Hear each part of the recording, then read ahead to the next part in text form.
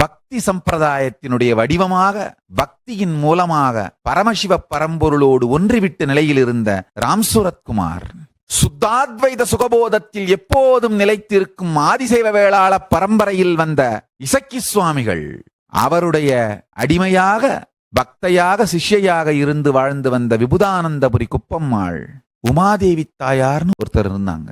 சேஷாத்ரி சுவாமிகள் அவர் மூலமாக வெளிப்பட்டு பேசுவதை நான் பார்த்திருக்கிறேன்.